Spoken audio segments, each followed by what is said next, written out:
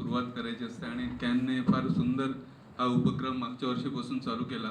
त्याबद्दल खरंच कॅनचं फार धन्यवाद म्हटलं पाहिजे, कारण की असे उपक्रम झाल्याने आपल्यामध्ये एक प्रकारची संघटना तयार होते आणि कॅन ही एवढी चांगली संघटना आहे. आणि आपण कॅनमध्ये कशामुळे आहोत तर आपली कंपनी, प्रत्येकाची कंपनी आहे, तिच्यात कामं चांगली होतात आणि त्या ह्याच्याने आपण या संघटनेत सामील आहोत. त्याच्यामुळे माझ्या मते संघटना ही एक फार मोठी जबाबदारी आणि असे कार्यक्रम घडल्यामुळे त्याच्यातनं एकी तयार होते आणि आपल्याला प्रयत्न तोच करायचा असतो की या आपल्या संघटनेत, आपल्या कामामध्ये आपण देवाला कसं शोधायचं. विठ्ठल, विठ्ठल म्हणजे काय? आनंद, सुख. देव, देव म्हणजे काय असतं? देव कोणी बघितलं नसतं, पण आपल्याला एखाद्या गोष्टीचा आनंद मिळाला की आपल्याला वाटतं ना देव भेटला. किंवा एखाद्या मंदिरात गेलो, अचानक डोळ्यात पाणी यायला लागतं. कुठेतरी गेलो, काहीतरी अनुभव आला की आपल्या डोळ्यात पाणी येतं. म्हणजे काय येतं की अनुभूती मिळते तुम्हाला. तीच अनुभूती आपल्याला आपल्या संघटनेमध्ये, आपल्या कामामध्ये मिळणं फार गरजेचं आहे. आपण तसे बघितलो तर आज वारी, आषाढी एकादशीची सगळीकडे चालू आहे. त्या वारीत दरवर्षी ती वारी असते, पण आपण आयुष्याची एक वारी आयुष्यभर चालत असतो. जी सुरुवात होते ती संपत असते.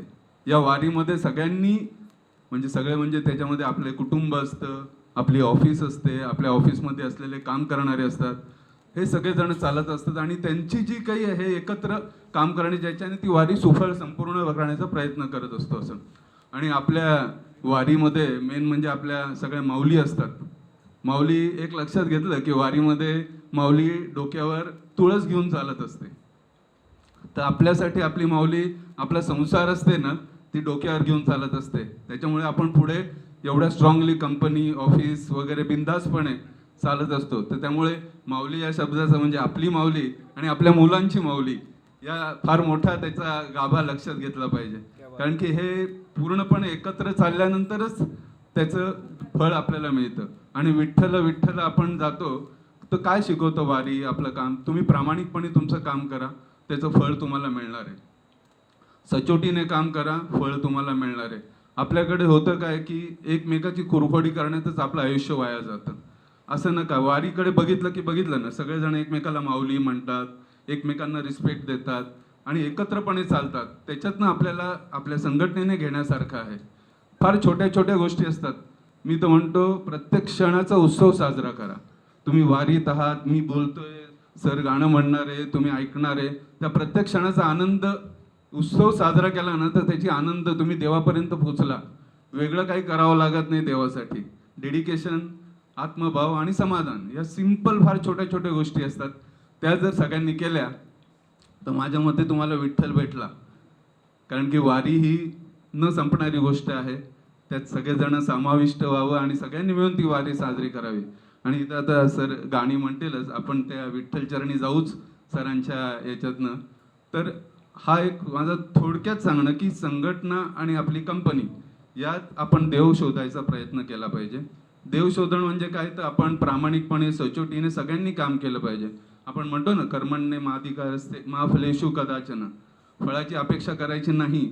असं कसं? म्हणजे बिझनेसवाल्यांना तर ते शक्य नाही, कारण की पण तुम्हाला फळ कमी जास्त मिळू शकतं, पण म्हणजे काम करणं सोडणं हे चुकीचं आहे.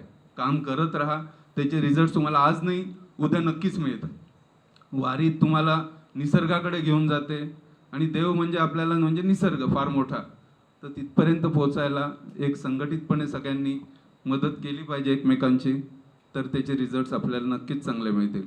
तर ह्या सगळ्या वारीमध्ये आपण सगळे असेच या कॅनमध्ये नेहमी पुढे जात राहू, एकमेका सहाय्य करू आणि ज्याच्याने आपली संघटना, आपली कंपनी हे दोन्ही आपण पुढे न्यायचा प्रयत्न करू. आणि प्रथम आपण आपली फॅमिली याच्याकडे पण लक्ष तेवढंच दिलं पाहिजे, कारण की ती बॅकएंडला असते म्हणून आपण फ्रंट एंडला काम करू शकतो. ती माऊली आपल्या पाठीमागेशी असते, त्यामुळे त्यांना पण तेवढंच महत्त्व आहे जेवढं आपण आपल्याला घेतो. त्यामुळे एक दोन शब्द हे माझे सांगण्याचे होते, ते मी संपवतो, कारण की आपल्याला गाण्याचा कार्यक्रम महत्त्वाचा आहे आणि त्याच्याने आपल्याला विठ्ठल चरणी लीन व्हायचं आहे. तर धन्यवाद पहिल्यांदा कॅन ईडी सगळ्या मेंबर्सचं, त्यांनी मला या इथं अध्यक्ष म्हणून बोलायला, दोन शब्द बोलायला व्यासपीठ दिलं. धन्यवाद. जय हरी माऊली. जय हरी.